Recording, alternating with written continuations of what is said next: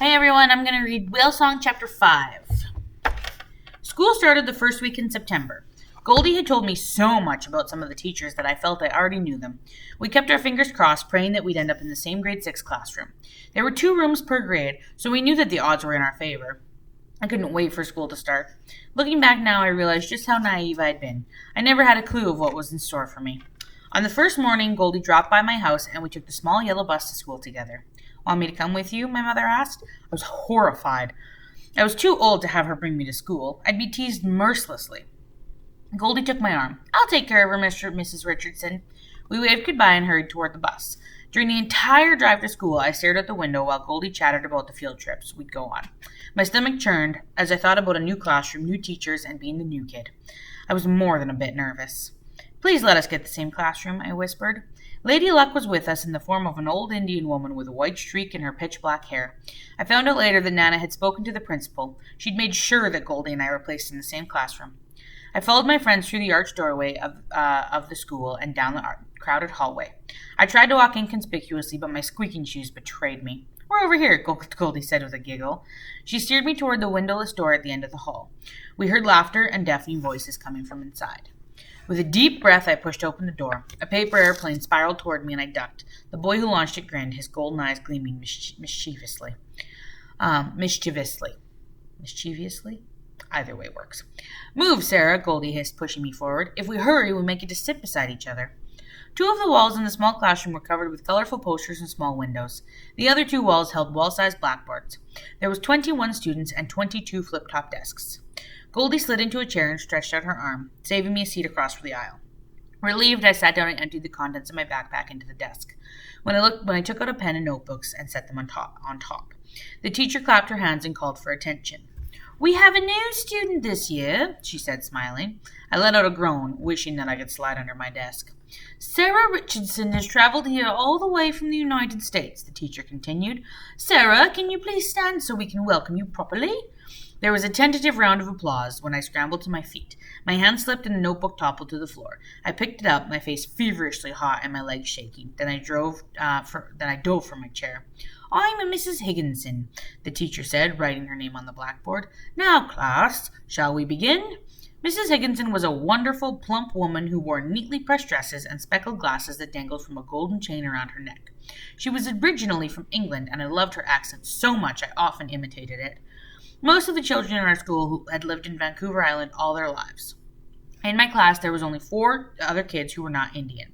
At first, I thought nothing of it. Some of my friends back in Wyoming were Shoshone, but it wasn't long before I learned about racism and hatred. On the second day of school, the class bully took out a pair of scissors and gave me an impromptu haircut. She sat behind me, and I didn't even feel it. I didn't know anything was wrong until she flung a handful of long hair on my desk after school. One look at her short, dark hair, and I knew it wasn't hers. I was mortified. The classroom was empty. Mrs. Higginson was gone, and Goldie had already headed to the boot room. I stood there, gazing at the butchered hair on the desk, while Annie Pierce, a stocky native girl, stared at me with a smug look on her face. Well? She sneered. What you gotta say, white girl? As tears welled in my eyes, I battled with my raging emotions and snatched up the pieces of hair. What did I do to deserve this? Annie grabbed my shirt with her fist. Her scowling mouth was so close to my nose that I thought she would bite it off. Say a word to anyone, she warned, and I'll make you sorry you ever moved here. She gave me a hard shove and stalked out of the room. Mrs. Higginson turned a few moments later and discovered me curled up in my chair. What's wrong, Sarah? She asked in a kind voice. I tried to hide my miserable tears and struggled with my options. Should I tell her what happened or keep quiet? In the end, I chose silence. Nothing, Mrs. Higginson, I said with a sniffle. I'm fine. I quickly gathered the pieces of my hair, hoping that she wouldn't see what I was doing. I hid my hands behind my desk, walked over to the garbage can, and deposited the hair. Then I grabbed my backpack and hurried out of the school. What took you so long? Goldie asked when I caught up with her at the bus stop. Mrs. Higginson wanted to talk, I lied. I didn't mention the haircutting episode with Annie because I wasn't sure if they were friends or not. On the bus, I was quiet.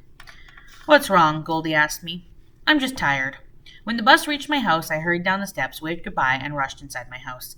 I hung my jacket in the closet and called out for my mother. I'm upstairs, she yelled back. I'm almost done painting for today. Be down in a bit, okay? Minutes later, she trotted downstairs and joined me in the deck where I was drinking chocolate milk. How was school? She asked. It was Okay, I said hesitantly. Can you cut my hair? Her face registered her shock. Why on earth would you want to cut your hair? It's beautiful the way it is, and you know your father likes it long. I know, I mumbled. I just want to change. Can you cut it to the top of my shoulders? After supper, much to my father's dismay, my mother dug out her scissors and comb. When she found the section that Annie had already attached, she paused, and I held my breath. What happened here, Sarah? I tried to cut it myself, I said quickly. She resumed cutting. Well, next time just ask me. Don't try to do this yourself. You made a mess back here. Yeah, I made a mess of something. I thought about Annie. Obviously, I had said or done something to offend her, but I couldn't think of what that was. I had barely spoken 2 words to her. There, my mother said, brushing my hair. All done. I ran upstairs to my room and looked at the dresser mirror. I swung my head from side to side, admiring myself, pleased to discover that my new hairstyle actually suited me.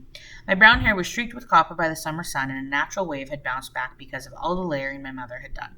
I smiled. Not bad. I had no idea the attention I'd received the next day, but I did know one thing. Annie had done me a favor. The next morning I plodded up the steps of the bus and made my way to the seat beside Goldie. When she caught sight of my new hairstyle, she gasped. Then she grinned. It looks good, but why'd you cut it? I shrugged. Annie Pierce gave me the idea. She frowned. What do you mean? When I told her what Annie had done, Goldie's eyes grew dark and stormy. Part of me was nervous about what she might do, but the other part was thrilled at having such a loyal friend. As we stepped off the bus, I noticed that Annie, with her short, uncombed hair and mean eyes, was huddled in one corner with a small group of friends. I drew in an uneasy breath, but was surprised when she paid no attention to me at all. I don't think she recognized me at first. But once she did, her dark eyes flared with surprise. Then they narrowed with anger. She didn't say a word to me when Goldie and I walked by. My friend's furious expression, I think, told her enough. I entered the classroom, and Mrs. Higginson complimented me on my new style. I didn't think much until later when she discovered the pieces of my hair in the garbage can.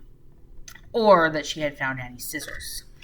When the day was over and the last bell rang, I grabbed my books and followed Goldie to the door. Sarah and Annie, Mrs. Higginson called. Stay behind, please.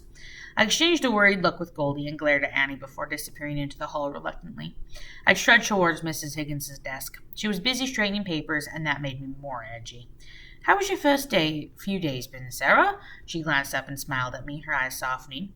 I looked from her to Annie. Good, I guess. Any problems? Annie heaved a sigh of impatience. Why do I have to stay behind? I haven't done nothing. Mrs. Higginson's head whipped up. Haven't you? She reached into her desk and pulled out a pair of blue-handled scissors, Annie's scissors. A few long brown hairs were still trapped between the blades. She waved the scissors under Annie's nose. What exactly were you cutting?